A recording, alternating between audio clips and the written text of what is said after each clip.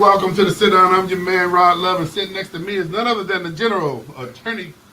This is Let's Talk Nation. You said to sit down. Oh man, I'm still a show behind. I got okay, yeah. You did the rewind. You did the rewind. Did I say that actually? Yeah, you said that actually. Okay, all right. Let me start this again. Hey, welcome to Let's Talk Nation. Now listen, nothing against the sit down. Absolutely nothing against sit down. But you can tell my frame of mind. But hey, those of you who are watching, welcome to Let's Talk Nation. He got it in my head now. Welcome to Let's Talk Nation. I'm your man Rod Love, and sitting next to me is the General. He always be on point, y'all. Attorney Greg Jackson. Once again, it's on, brother Love. You know how we get this thing started out every week, man. But this was a special weekend. But how was your Resurrection Sunday weekend? Hey man, it was excellent, and Rev get down like he always get down. Mm-hmm. He brings the word, but you know what, Greg? I got to tell you, man. This Easter Sunday, something that, and maybe I don't pay attention sometimes, I don't know. Okay. But one other thing, man, that just really impressed me was how many young people were in church. Hey, you know what they say about church? I'm confused. Okay, I'm gonna tell you. I'm gonna tell you. But you know why the number of young people in church astonish you? Here's why. They say if you walk in a church and you see, everybody that's in the church in their 50s or 60s. Do you know what they say about churches when you look up and see everybody in their 50s and 60s? Depends on the church, man. Depends on the church. I know what you're saying. I know where you're going. You know where I'm going? Yeah. Okay. I know exactly where you're going. So what's been said is if you always see the elderly generation in church, mm-hmm. that's a church that on life support. That's a church on its way to dying. That's a true statement. And so when I tell you, man, I was just blown away, man. And I was sitting in the back pews. Mm-hmm. And from my vantage point, everywhere I turned, I saw young people. And the only reason why I say why you're surprised is because I remember in days of old, if you didn't go to church any other time, you went to church on Easter Sunday because you had your Easter suit or your Easter dress, in the case of the young ladies, and you had your Easter speech. And that's when you had the opportunity to do your Easter speech. That's what. And then the churches were packed. The young people were there. I mean, it's that. So where I'm from, that's when you always expect to see the young people. It was impressive. And man, I mean, all the different ages, man, and it was just impressive, man. But now here's a question. Did you make it to Easter sunrise service? Hey, anyway, hey Doc, give us some sides on the screen. You see how he trying to corner me. Ask me that question. Did you make it? No. I didn't know where it was. Oh, see, that must be Mondo giving us the life. That was a real question because I didn't make it. Yo, you didn't make it. No, I didn't make it. But man, I tell you, again, man, Rev always does a good job. He got up there after everything was taking place. Yeah. He says, "Well, y'all, I'm glad everybody's ready now and warmed up." Mm-hmm. He says, "I won't be long. I'll just be 5 hours." hey, when he said that, oh man, you heard everybody. Uh-huh. That hard again. Yeah. But when he said that, man, that really loosened people up, man, and we was ready to go. Yeah. I won't be nothing but 5 hours. I won't be long. I'll just be 5 hours. So that's right. You just want to see if there's listening. Oh well, everybody was listening because when he said that, I had to do one of these. But now, man, what did you do on your Resurrection Day? So, I don't know if you remember or not, Brother Love, but I was supposed to be in trial. Oh, that's right. And so this weekend, to include yesterday, I was in trial prep mode, and in the 11th hour, as luck would have it, we got the case resolved. In the 11th hour. That wasn't luck. That was y'all. That was skill. But listen, whatever it was, because this is one that did not need to see the light of day in anybody's court. Oh wow! I will be upfront and honest, and so I am glad that one. And it was a doggone good result.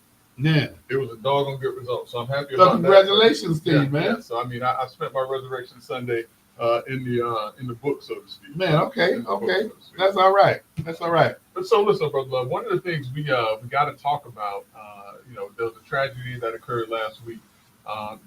It was on the campus of Florida, and unfortunately, on April 17th of last week, there was a mass shooting on the campus of Florida State University.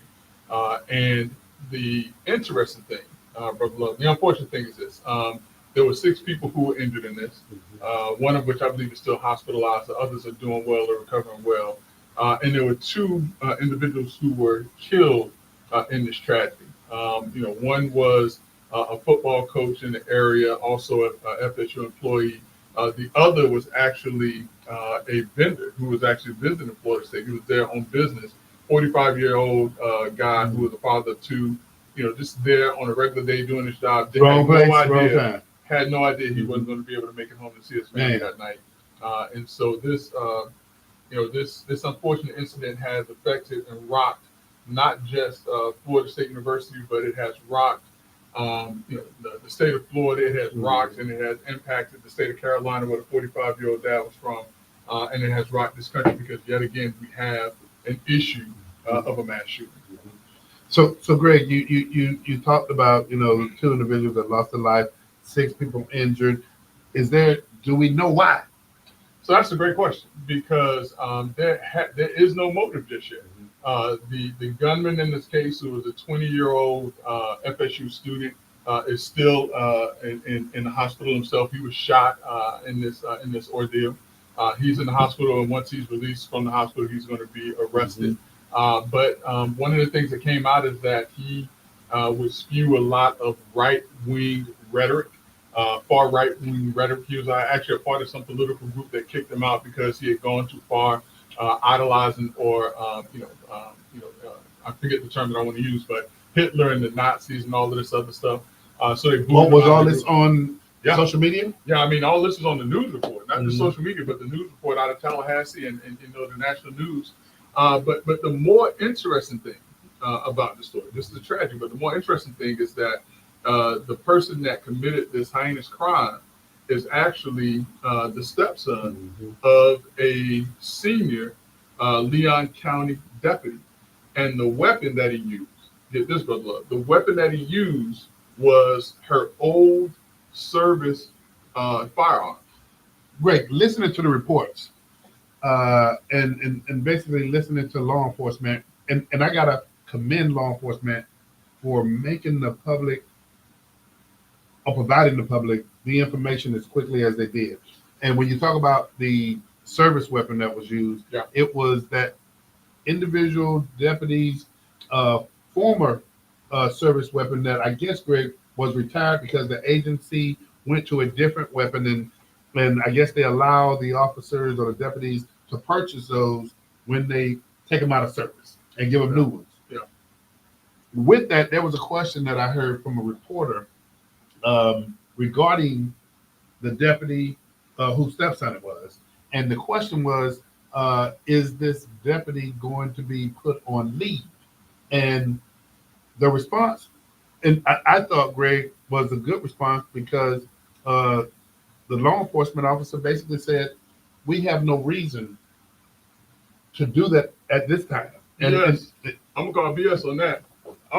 So go ahead. Oh, I'm going to call BS on that. Well, first and foremost, let's do this part because I think that you correctly stated that kudos needs to go to law enforcement. Our good friend John Burns, who is with Aggression Management, has oftentimes told us that when these mass shootings start, the carnage is already there. And so law enforcement, they're coming in, they're stepping over the wounded, the dying, or the already dead is how I think he puts it.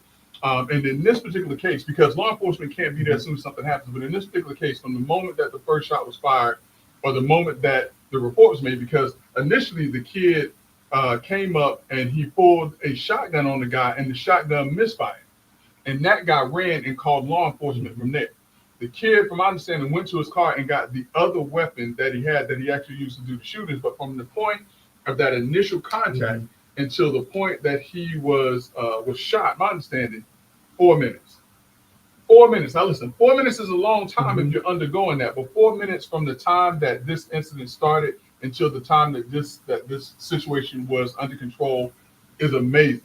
So but here, and I thought their response at that press conference, again, I give kudos because we often talk about restricting information. I think law enforcement has learned, man, let's get as much out that we know, because sometimes you don't want to put misinformation out there. Or you never want to put misinformation out there. Well, listen, let's give a lot of credit to where we are today with social media, because if they didn't tell it, somebody else is going to. Oh yeah, you're right. You're right. So it's good that they got ahead of the story, that they put the information out there. It's good that they said before anyone started digging and found out that this kid was the stepson of a law enforcement agency, with the Leon County Sheriff's Department. But here's where I disagree with them saying that there's no reason to to reassign or to place this on administrative leave. Yeah. Definitely on administrative leave. How did he get the weapon? Where was it? How is it, or why is it that he had access to her retired service firearm? So let me ask. I'm just legitimately. Let me ask this question, and I'm not defending. But when you say that, the first thing that I'm thinking about is if we're talking about an underage child, that would be the first question that I would ask. Yeah, listen, it doesn't matter who. Okay, I get what you're saying, but you see, you're talking about another adult. But here's the question I do have for you: this pattern that you're talking about, and so now I'm putting things in a different perspective. This pattern that was already out there, would that incline a person to say the behavior is so radical, I need to look at where I'm securing and what I'm doing to secure my. Absolutely. So and she is a professional law enforcement officer. She knew or should have known that this kid that was in her house that had issues. The reason, because that's not the real name. The name that he's using is not his real name. No. He changed his name because now remember that his name is he's calling himself Phoenix. The reason why is because he's saying that he's rising from the ashes of the abuse that he has sustained by his mom, by his real mom. She knew that this kid had some issues. She knew it. She knew or should have known about the rhetoric that he was spewing that got him kicked out of this club or whatever he was in. She knew this. The only difference between this kid and the 14, 15-year-old kid in Michigan is the age. Okay, and here's something. I don't think you heard me. Don't jump over that. Don't jump over that now.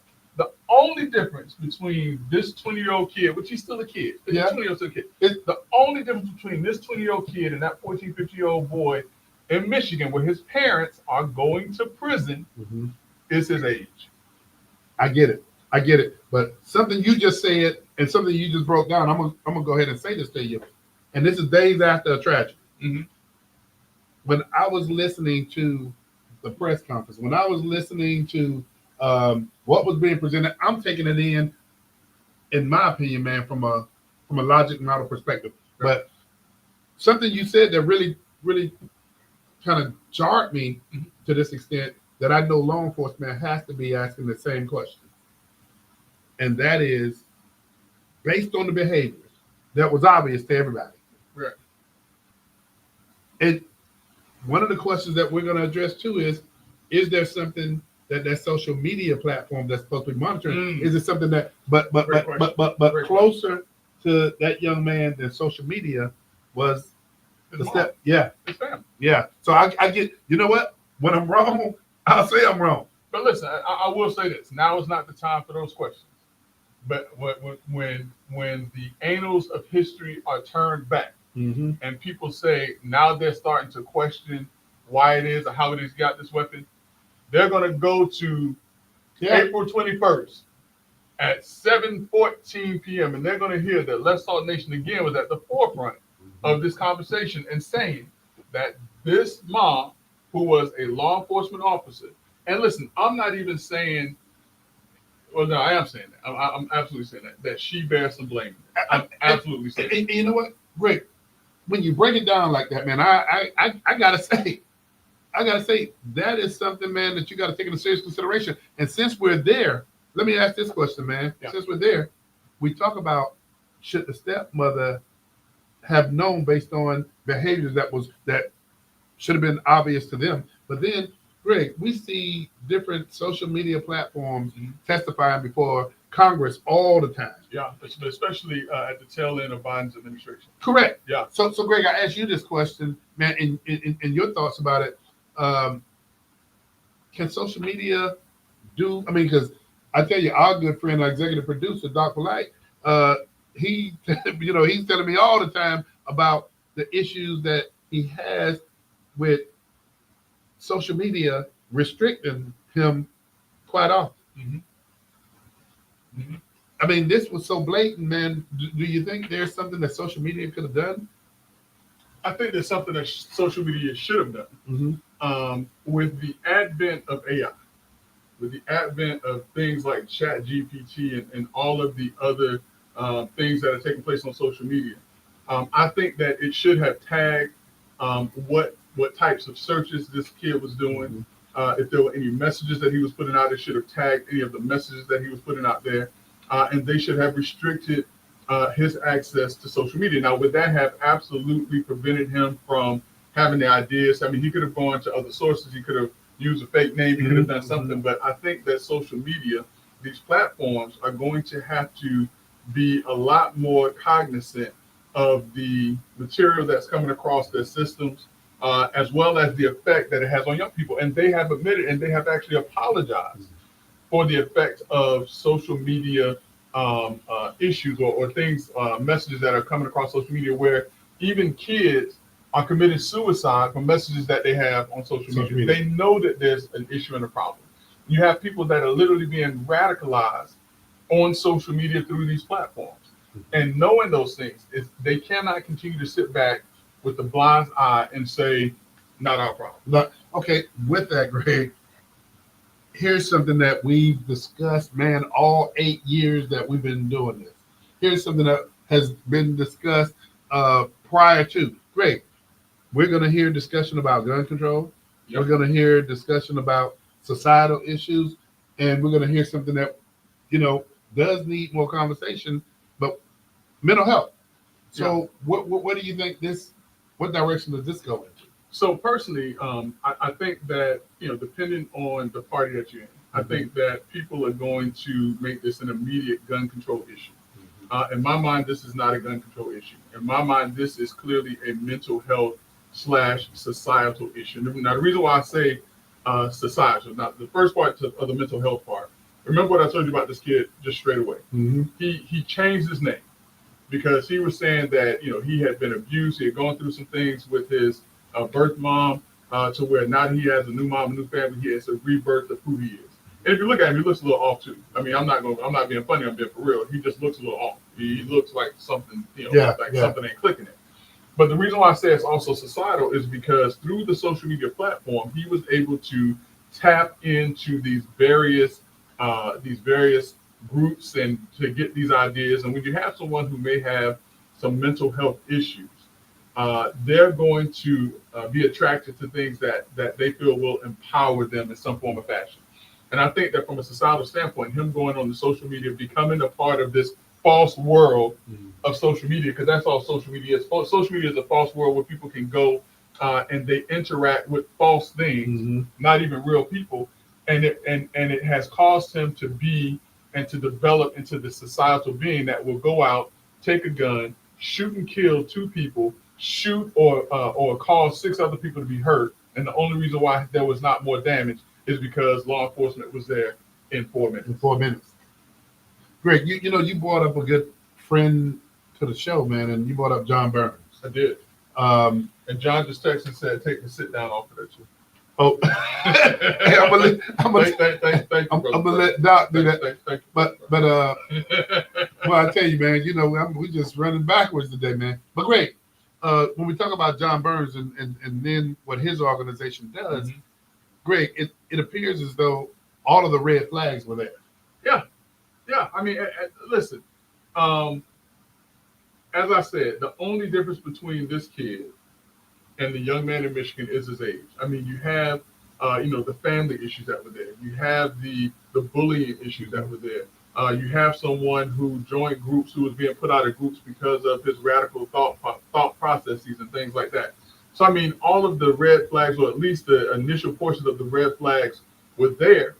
But in my mind, the red flags were in the home to where, listen, I don't know how he got his hands on this weapon, but he should not have gotten his hands on this weapon. That is my firm opinion, and I'm not backing down from that. Right. One of the things, I mean, as we talk about this, man, and I respect HIPAA and all of that, the right to privacy.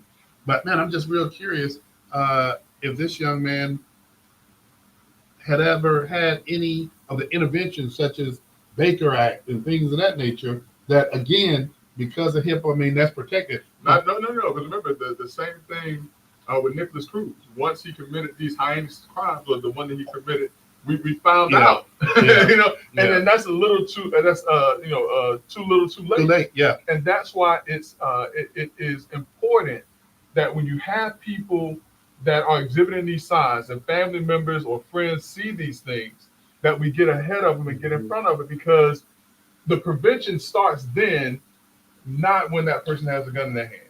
Greg, we have a caller. Hey, caller, John Burns, how you doing today? I'm doing fantastic. Thank you so much. And what an important topic. No doubt, Brother Burns. So I assume you heard that we're talking about this unfortunate school shooting in Tallahassee, Florida, on the campus of Florida State University. We were just talking about your program. What is your program? I never give it the justice that it deserves. Well, it's called CAPS, the Critical Aggression Prevention System. And it identifies the precursors, not just to violence, but also sexual harassment, abuse, bullying, discrimination, all of these maladaptive behaviors that cost employers and humans both financially and human cost. And the idea here is, let's get out in front. And you mentioned a couple of these when you speak about mental health. Mental health plays an important role in helping people become whole. But sadly, because it's too subjective and because of HIPAA regulations, it's not very effective in identifying who future violent people might be. Now, what we train people to do is to identify these sequential successive precursors that start at a very low level and they accelerate, they escalate. And as they do, it gives you the ability, like the mother as an example, the stepmother. Had she been trained, she could see the signs that this person was heading toward potential violence, and would probably have taken a lot more care to make sure that he didn't get access to a weapon. And I'm going to tell you the thing about the mom that gets me, Brother Burns, and I think that this is something that law enforcement should really and truly hear about the CAPS program. But the mom herself was law enforcement. And I think that, understanding that she herself being law enforcement, the importance of identifying individuals who may, be on the path of these types of activities. How does your program identify, or would your program have identified a person like Phoenix in this case? I believe it would have, yes. And because we'd have identified the precursors to these elements that ultimately became a shooting experience. So, we developed this concept of what we call primal and cognitive. Primal is that adrenaline-driven aggression, the type where someone is moved by adrenaline and they get to a point where they snap. Right. Very typically, that's not the kind of person that we're talking about. This person is more of a cognitive aggressor, an intent-driven aggressor, someone who's decided that they're going to injure someone. Now, to what degree, we see progressions of that. And it starts very early in that sometimes it's as simple as we distinguish between assertive and aggressive behavior. Assertive behavior says, I'm going to win because I'm going to be the best that I can be. Whereas aggressive behavior says, I'm going to win because I'm going to take you out. Aggressive behavior is destructive and negative. Is something that's constructive and positive. It's assertive behavior. So, Greg and Rod, we're not making that distinction in our society, and this is why we have boxers that bite off each other's ears. In other words, they can't seem to make the distinction between where good aggression ends and bad aggression begins. Brother Jackson, let me ask you this question. Yeah. Was this young man enrolled? Was he Yeah, enrolled? he was FSU student. Okay, so let me ask this. He was enrolled, and we're talking about behaviors that became obvious to, like, hey John, man, we appreciate you dialing in. John, let everybody know about your company once again, man, and how they can get a hold of it. Well, thank you. It's called the Center for Aggression Management. You go online, you find center, you go look online for aggressionmanagement.com. Okay. And there you'll find a telephone number, emails for us. Reach out to us. We'd love to chat with you further. John, how can people get? Hey, John, you're located in Central Florida, right? You're located in Winter Park. I live in Orlando, Florida, in the area called Lake Nona. And yes, I've been here for over 40 years. Okay. Well, tell you what, John, we appreciate, man, the expertise that you bring to the table. I'm going to engage Brother Jackson for some further dialogue. And go ahead, Greg. I'm sorry. By all means. All right. Hey, thanks to Brother Brown. But listen, we before we do this, man, I got to do this.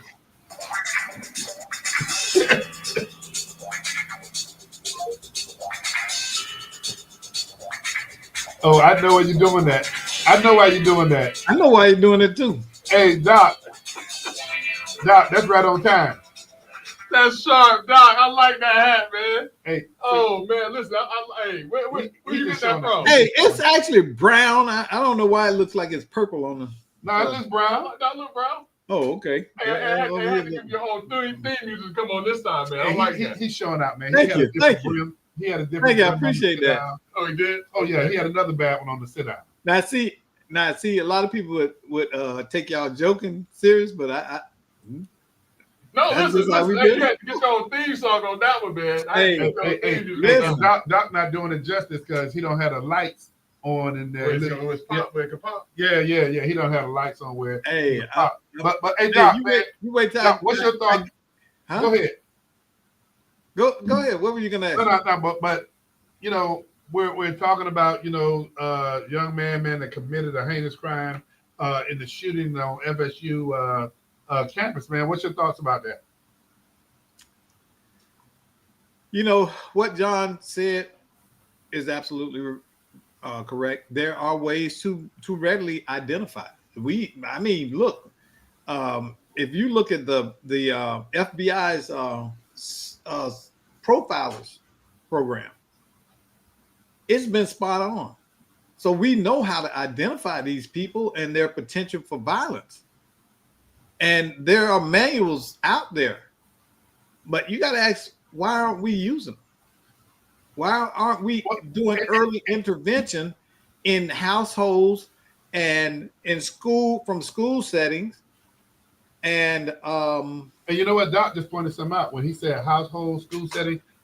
There's so many different levels that I think, Greg, these type of behaviors can be identified. But the one thing that I had the question for was this man was enrolled at FSU. I know that they have a lot of things going on. I'm sure that they have certain mechanisms in place, but you know, to have John Burns on the show and what his company does, man, to be able to identify those red flags, they can save lives. But you know what? I'm gonna say this. To your point, I'm gonna say this. Because right now the young man is still in the hospital. I guarantee you that once he's out of the hospital and they charge him and they're able to really and truly look at this person and what has led up to this, I guarantee you're going to see 911 calls. I guarantee you're going to see those things that were being ignored. That all were flags along the way. Listen, I have a nephew. I usually don't share this because he is mentally challenged, but when he was a kid, he was a wonderful kid, and he just got outrageous as he as he got older. And I remember being his advocate when he was in school, and he went to a special school in Orange County. They completely failed him from the start to the finish. They would even get so upset to tell them, don't let me in the meeting, the IEP meeting, because I was too disruptive. No, see, when you know mental health and you know what's going on, they don't want that opinion in there, because now they're bound to do something. And I watched them kick the can with him, and he ended up sadly he's incarcerated for the next 40 years. Hey, And the thing is, they failed him. But with your point in case, Doc, and Greg, I open this up. Man, we all would pray that there's a red flag so that we can capture things and stop them before that happens. But there are, Rod, but people ignore. How can you stop it if it's ignored? They are identifying these kids. You go sit in you used to be the deputy director of juvenile justice. Go and sit in some of these courtrooms. Go down there on Michigan. But here's the hook. Here's the hook that we've seen take place. And Greg, I think you identified it in Michigan when you start seeing around the country that there's consequences being put in place, and that if you don't act when you see that it's clear and obvious, the mother and the father, I think, Greg, they both were charged. They were charged. Yeah. But when you have a level of accountability, and the kid in Georgia, remember the kid in Georgia, his dad was charged. There's no difference between that kid in Georgia that did that shooting in Georgia and this. You're right. The only difference is the age. You're right. Yeah. But I think the only thing that's going to make a difference, man, is accountability and consequences. Well, we've got to be the voices that are intercepting, because right now everybody's is hiding their hands until it gets to this. Till it blows up. Well, what we found though, and here's what I see when you talk about corporations or government. I'm gonna put those. It's almost as if no person can be held. No individual person is held accountable, and it's just part of the big machine. And something happened, and we're all sad about it. But there's nobody to hold accountable. And Greg, when you talk about corporations or governmental entities, yeah, some people look at a level of accountability as the legal consequence of, what is it, Greg? The financial remunerations? Yeah, remuneration. But but to that point though, the family of the guy, the gentleman who was killed from South Carolina, they've lawyered up. And what they've said is that, the family wants to stay silent until they find out, who's responsible for this. And we know who's responsible. The young man who did the shooting is responsible. Here's what I think turns a lot of people off about these unfortunate incidences and these unfortunate cases, is that to many it feels as if this now becomes a business of making millions of dollars in lawsuits. And in this particular case, I think that if they try to reach and say that Leon County Sheriff's Office has any responsibility in this, I think that they're wrong. If they say that Florida State in any form or fashion has any responsibility in this, I personally think that they're wrong. I think that this was a sick young man, a sick individual who got a hold of his mom's firearm that he should not have had access to in any shape, form, or fashion, and he committed this crime. Now, if the mom has homeowners insurance and whatever that policy is, yeah, go after them, go after that policy. But I don't think that this is one where Leon County Sheriff's Office needs to be called to the carpet. And I agree with you. There is no liability or culpability on their part. But somebody's going to try to find that. Yeah, but college ain't high school. It's not that involved. It's where you go to learn to be an adult on your own. Mm-hmm. And so to say that Florida State had any liability and Leon County had any, that's not fair. You know what? I don't think, I'm not the lawyer, you're the lawyer, but I don't think you can even make an argument for their but you know what? I don't think so. Here's one of those instances that I think we're all agreeing when we have seen certain situations where we say, well, look at the response time. A situation that happened here in Florida where we say, why didn't law enforcement go in? Yeah, what was that? Israel and Phil Douglas. When he sat outside and heard all of the gunshots. Exactly. This is a larger problem. Now I'm going to say this, and it might be controversial, but this is me saying it. And people may not agree because a lot of people, when they hear this point of view, they don't want to hear it. We have a crisis of young white boys in this country. Many of them are lost. They are not given any more direction than young black boys. And they are told to be successful. They're told that they have opportunity. And when they show up, it's not there. Many of them, they don't know what to do with themselves. There's no, it's almost like in this country, the media has made it shameful for white people to need help. To me, because they twisted the messages that if you're white, you should be living like they are on TV and have this lifestyle and run to the beach in Hawaii, on spring break with your friends and all that. And the reality is that many of these kids, they're invisible to the system. And because of that, they don't have anywhere to turn. I bet you can't find a person in that young man's life that was there to mentor him and to help him deal with what he was dealing with. Well, Doc, man, Doc, you're right, man. I mean, it's just a sad situation, man. And we're having this conversation, man, and hopefully some of the content of this conversation will help. But this is a tough segue from the tragedy that took place at FSU. And Greg, something that has been all over the news, man, all day that we got to talk about, and that is the passing of Pope Francis. Yeah. So I believe it was 1:35 this morning. Pope Francis, 88 years old, from Buenos Aires, Argentina, the 266th head of the Roman Catholic Church, passed away.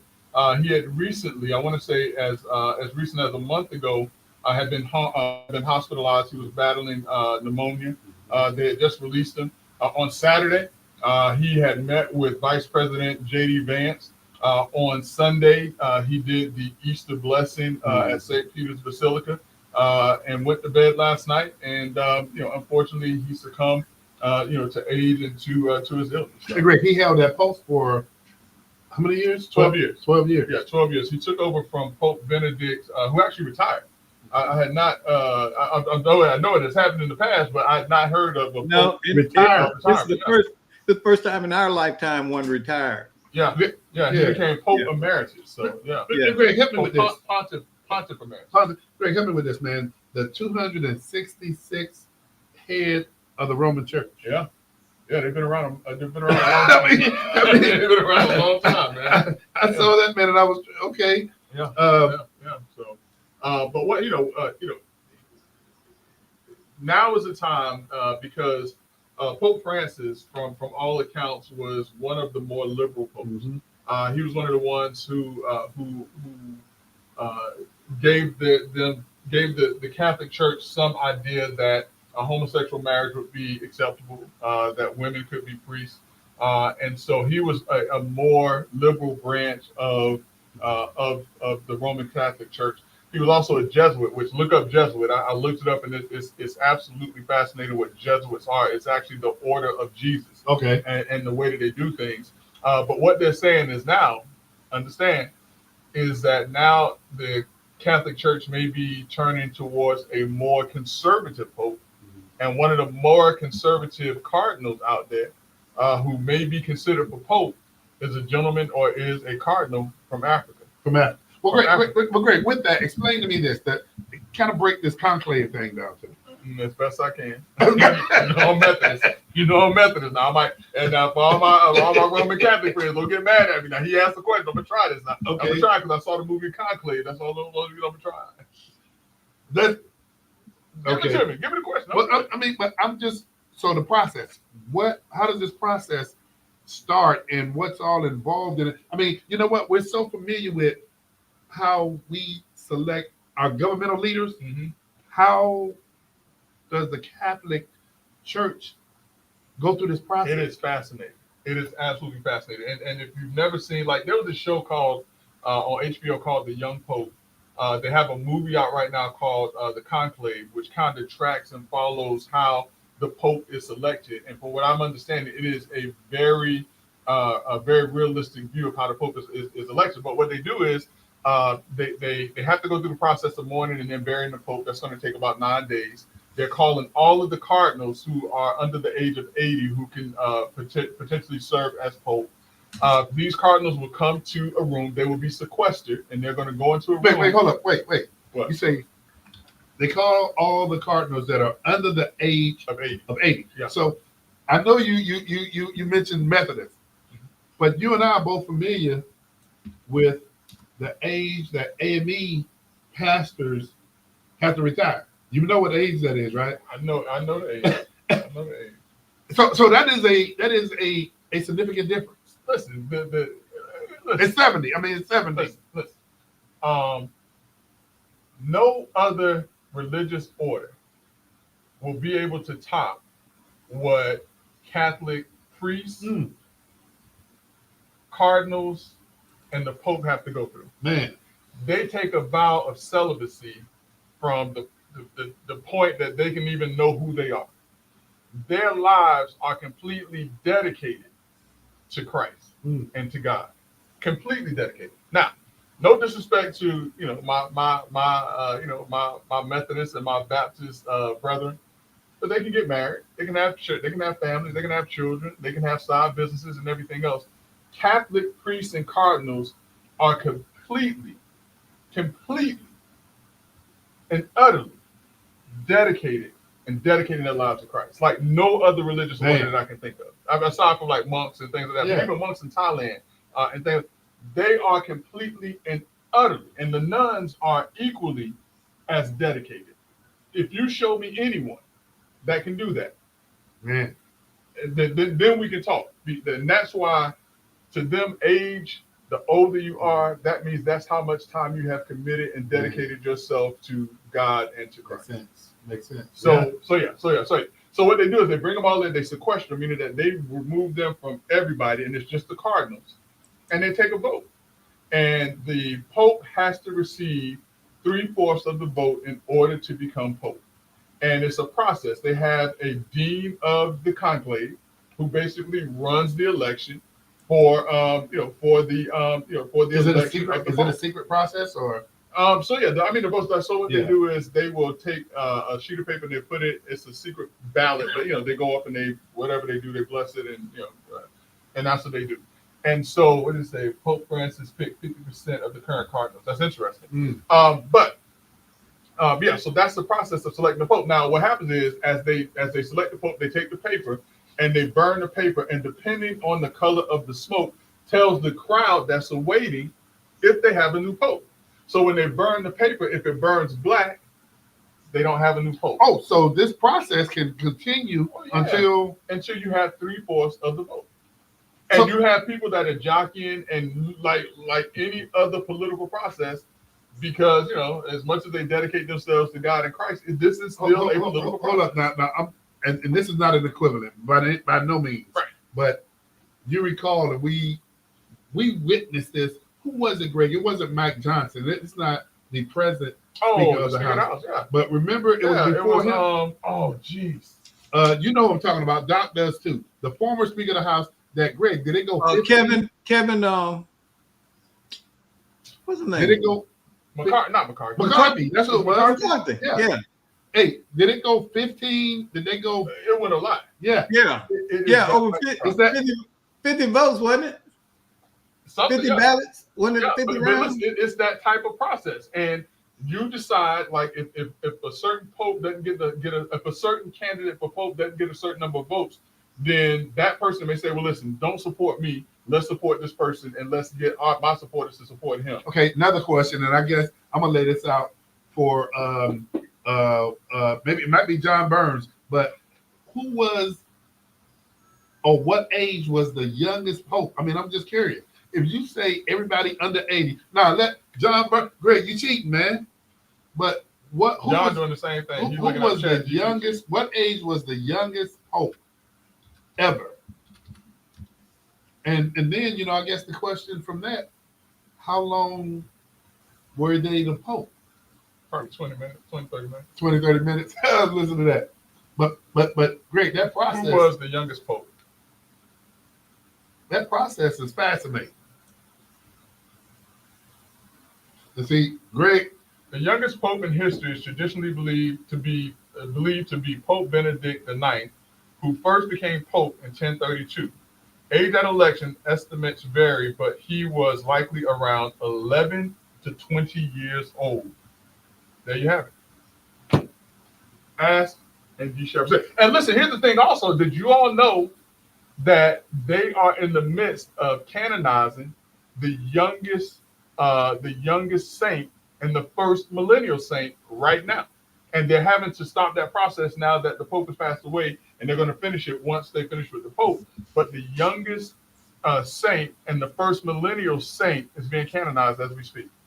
And this process is already. You know, it's I'm sitting here listening to y'all, and you know, the Catholic Church is a mystery to us Protestants, you know, because I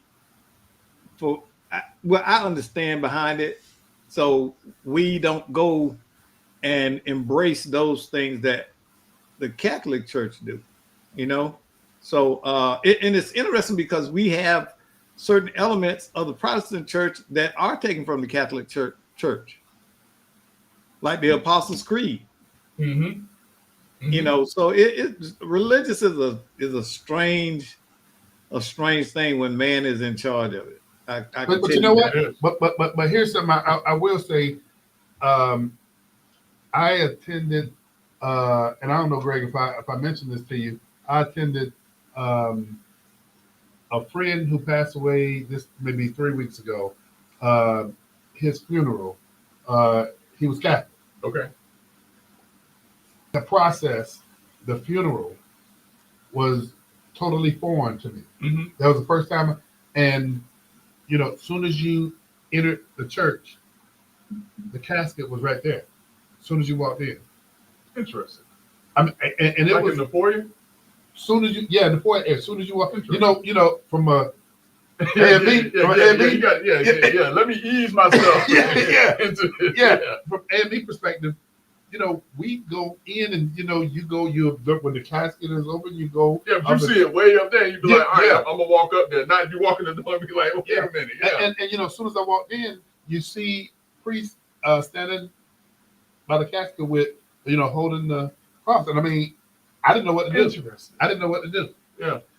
And you know how we do from our faith and culture, we gonna put our hand on the, you know, and you know, I'm just. Who do that? I do that. I do that. Let me say. You do that, Doc? Hey, I do that. I'm not doing that. On the clothes. I was raised AME. I'm non-denominational. Hey, but you know, it was an experience. And did they tell you? Did you do that? You know what? I ain't gonna lie. I normally, you know, when I'm just kind of just and some of the folk that were there, and I saw a few other people do it afterwards. So then I'm like, okay, I don't feel bad. Right. But it was a different experience. But you know, it's still the same experience that we have in our faith, where you're supporting the family, you're paying your respect, you're in the at least the church with Rev. When you go to kneel, there's some comfort down there in the pews. Yeah, they got the little thing. Yeah, the folds they know out. how to do it. Yeah, so it was a totally different experience, man. But like Doc said, man, it was a mystery to me. Yeah. But I mean, listen, the whole process of selection of Pope, I think that I've seen it. I remember Pope Paul John II. I remember when he passed away. So I remember when the Pope before the current Pope was selected, which was Pope Benedict. And then I remember Pope Francis. So this is going to be like the fourth Pope that I've seen in my lifetime. Great. Before we leave this topic, and I don't know if you mentioned this, and Doc may know, but how many days of mourning take place? I would say 9 days. 9 days. Yeah, Okay. 9 days. I know it's a 2-week process. I want to say 9 days to mourn the Pope, and then that's during the time they're going to be gathering all of the cardinals to come as well. Man. Yeah. You know, So- man. Hey, so we gotta hit fast forward on a couple of things here. And Greg, I want to open it up. Florida legislative session, man, is going to be. It may possibly be concluding Senate on May the 2nd, Yeah. but it may not occur Really, what's going on? because you have the issue, a whole lot of unresolved issues in the legislature now that, people are wondering if it's going to conclude on time now. That's interesting. That's very interesting. I mean, but one of the things that I think that it's worth circling back on, Brother Love, is one of the more pressing issues for minority communities or underserved communities is that it appears that CRAs are going to be sunsetted or terminated. And I just want to just kind of circle back because now is the time when municipalities who were not doing things to address slum and blight in their communities, they need to be putting together a plan rather quickly in order to properly use those funds that taxpayers are putting their monies into the TIF funds or into the TIF in order to address slum and blight in their areas. Great. To your knowledge, man, I guess the termination date, because no new projects can be funded. After a certain period. And so the monies that's in the TIF fund now, when I say TIF, I assume that people know what that stands for, and that is the tax increment funds. Yep. And so, Greg, now, do those dollars have to be encumbered? Do they have to With projects, yeah. Okay. They have to be encumbered with projects, and they have to be projects that are on the books. I want to say on or before October 25th, or is it July 25th? Because they've done some interesting stuff with it. But yeah, they're going to have to move. So it has to be in their plan by July 25th, and it has to be executed or in motion by October 25th, if I remember right. Well, one of the quandaries, and I think I sent you this video from an individual that was testifying before the legislature, and he was talking about some of the development projects that have like a 2 or 3 year span and trying to plead the case. So don't matter. But listen, this is what I'm gonna say. And I'm gonna probably get some brushback and some hate on this, but I blame the community at large. And I blame, certain politicians who are either not educated or not connected enough to the community to properly use those dollars. Because, if CRAs were being used what they were initially put in enactment for in 1969, which is to address slum and blight, CRAs should have been out of existence within 10 to 20 years. And the fact that we still have CRAs is a testament that those monies probably were not being used in the best fashion. And again, I go back to the city where I live. When I saw $1 million going towards a parking lot, the fact that there weren't more people out of the community standing on their head. And I don't even live in the area where the CRA is situated and where tax dollars, because it's their tax dollars. And I think people forget that it's the individuals who live in that area's tax dollars. And I was shocked that more people from that area weren't standing on their head demanding for those monies to go back into their community to address slum and blight, to address sustainable businesses in those areas, because they could have had businesses right now that could be providing jobs so that people could provide for their own housing instead of asking the government to do anything for them. Well, now it's on the way out. So I blame the community at large. I blame uneducated politicians and politicians who just didn't have a sense of their own community. Period. And here's the thing too now, because if you look at CRAs, and I guess one of the reasons I'm so passionate about certain projects, if you look at CRAs and the attorneys that are asked to help CRAs, a lot of them don't look like it. And it's important to have someone who understands certain things about your community because, listen, when I was growing up, I grew up in a place called the Projects. I know about certain things in certain areas and how to work towards bettering certain areas and communities without a lot of red tape and moving the obstacles out of the way, where folks who have not lived in those areas, they don't have to look like me, but if you have not lived in those areas and experienced certain things, you don't understand what it means to get projects done and push through with your assistance to do so. So, Greg, and I'm going to say this real quick. With CRAs all across the state, if you weren't at the table in the development of those CRA plans to make sure that they're impacting what they should have been impacting, a lot of those plans could have been the demise of those CRAs from the beginning. Well, if you weren't because a lot of people weren't at the table initially, but those CRA plans could be amended. And that's the thing. The community could have at any time came in and held their elected officials accountable and said, you're not using those dollars for the betterment of our community. These are our ideas. And if they didn't listen to your ideas, you vote them out. So I blame the community at large. I blame uneducated politicians.